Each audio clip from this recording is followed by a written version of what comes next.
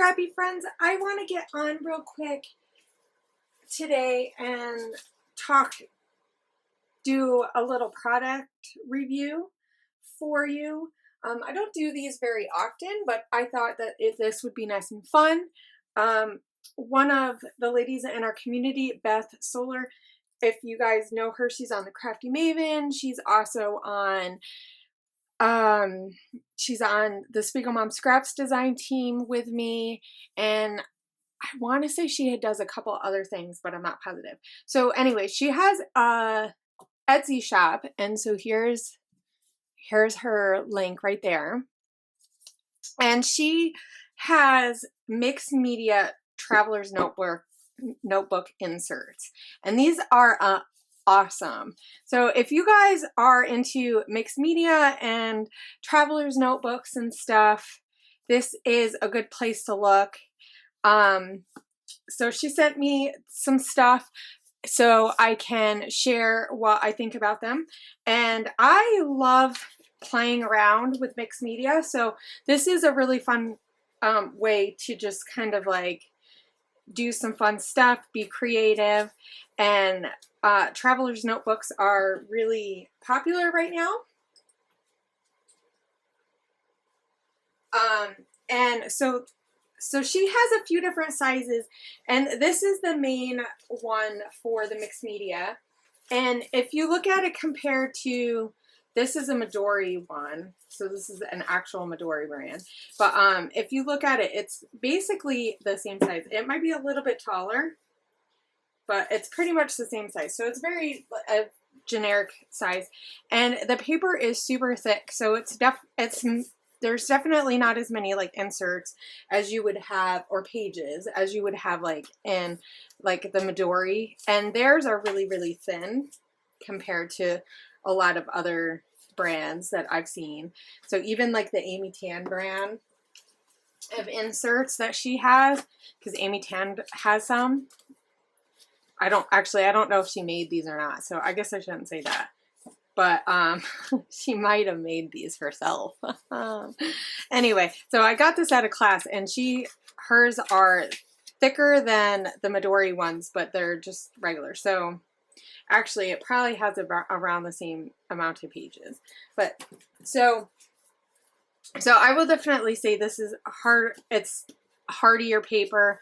You shouldn't have to worry about it going through. So I'm going to be using this, and I'll give you guys a better opinion on it as I go. So I'll make sure that when I do the voiceover, like I'm going to play with it, and I'll do a voiceover, and I'll tell you guys more of my thoughts and stuff about it. She also has some other sizes. So she has this really small size. It's a little bit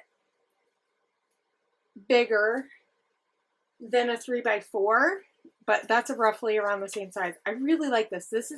Now the paper in here is a lot thinner. I am not sure what kind of paper it is, but guys, it is so soft. Like, I just want to rub it. As weird as that sounds. So it's really pretty. So it's really cute for like maybe writing little notes or something that you want to remember. Like, this would be awesome to stick in my purse if I want to remember like things my kids say, and I can just write it down. I probably wouldn't use a really thick pen, but yeah. So anyway, here's her shop. They're really good. The price is really good. So and I will play around with it and tell you guys what I think about them, but I'm really excited to be using them, to use it and just kind of like play around, because this is the perfect canvas to play around and just have some fun and have some fun. Hey, my scrappy friends, I am back with the actual making of my page and testing out best product. I really liked this. I'm just going to start by saying that. Make sure I get all the good stuff in. I really liked playing around in this. I don't do a whole lot of mixed media art journaling stuff in like traveler's notebooks, because a lot of times the papers are really thin, and It just doesn't work out as well for me. Though I suppose like when you do art journaling in your Bible, it's kind of similar too. But anyway, so I really like the thickness of this paper. And I am mostly working with, I am just doing a media page. So it just has media on it. I really wanted to play with some different types of products and just to get a really good feel for what's going to work, like thicker things that are thicker, things that are thinner, that kind of thing. So I started off with that Shimmers paint, and that is self-priming, so I didn't use any gesso. And I was pretty sure that I probably wouldn't use a whole lot of watercolors and stuff, so I didn't think that priming really would be that big of a deal. I find that with acrylic paint, you don't need to prime the page as much just because it's paper and it already usually has some kind of tooth to it anyway. It's only when you're doing stuff that you want stuff to flow around that I find that using the gesso works out a lot better. So I also did use a silk screen just to kind of get, like I said, I knew I was doing more of an art journaly type of page, so I wanted some different kind of textures, backgrounds, and just build layers. Um, like I said, I don't do a lot, so what I do is just kind of really simple, and I like it that way. I'm finding that over time, the more away from mixed media that I'm getting, the easier I want it to be. So if I don't usually want to spend all day working on a page and stuff. So I just want to sit down for an hour or whatever and be able to make a page. So I am showing the amount of heat gunning that I do in this. I don't usually do that in a lot of my pages. I cut this part out, but I kind of wanted you guys to get a good idea of how many times I actually used my heat gun so you could see and you could get an idea of how much heat I actually used, so that when I say that it didn't warp too bad, you'd know that I used my heat gun quite a bit, and that might have been different if I was using just regular cardstock or even a regular traveler's notebooks type of page.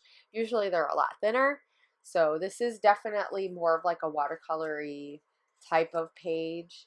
It's like I said, it's super, super thick. Beth did a wonderful job. I also found that it didn't really seep through too bad, where the staples were to hold it together. So it has just the right amount of papers so that the staples lay flat on the middle too. So I really, really enjoyed playing with this, and I really, really like it. And I'm excited to go back and do something else and maybe add some other more papery products mixed in with my mixed media. I was thinking like it would be kind of fun to use, like maybe do a quote and put it in like a magazine quote or something with some multimedia matte stuff.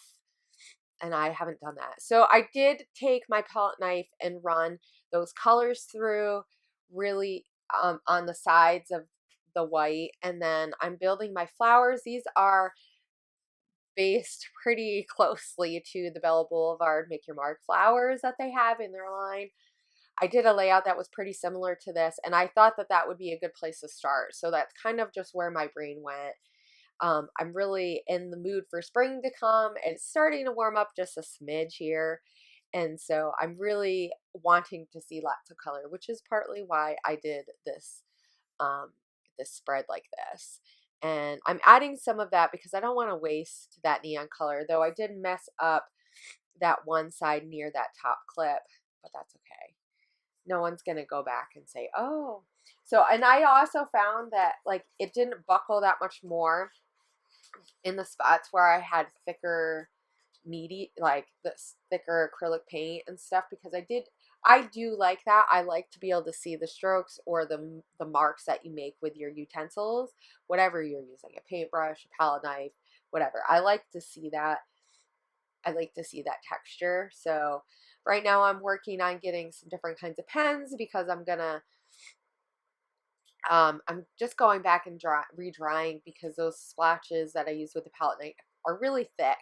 So I also wanted to do some circling.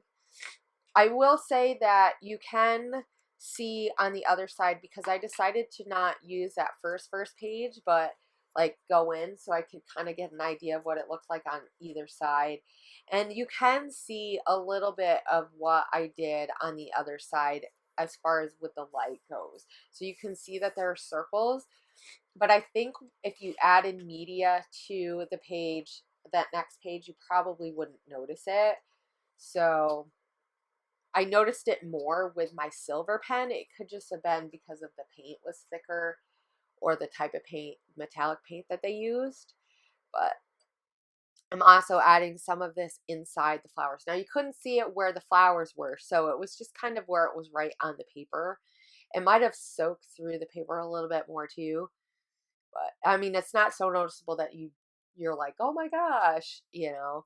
I just could see, like, with the light hitting through. I have a lot of light in my room, so I noticed that. So now I'm going to work on some leaves, and I'm using some shimmers, dazzlers, because I want more of that thick color, and I want something thicker, and so that the leaves just kind of have a little bit more dimension.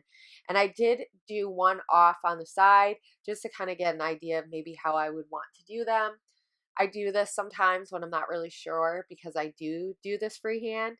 I mean, they still didn't turn out perfect, but I think that's the joy and the cool part about this, is that your own unique just style kind of comes out when you do it a little bit more freehand. I mean, obviously you could definitely draw with a pencil and then fill it in if you're not comfortable doing it more freehand. Yeah, so I definitely would recommend this product, or this notebook, if you like to do a lot of mixed media. It is really, really nice. The paper is really thick. It didn't buckle too bad. Like, it didn't warp that much. I used a lot of heat on it, and it didn't warp too bad. And I think once it sits with those clips, it will be fine.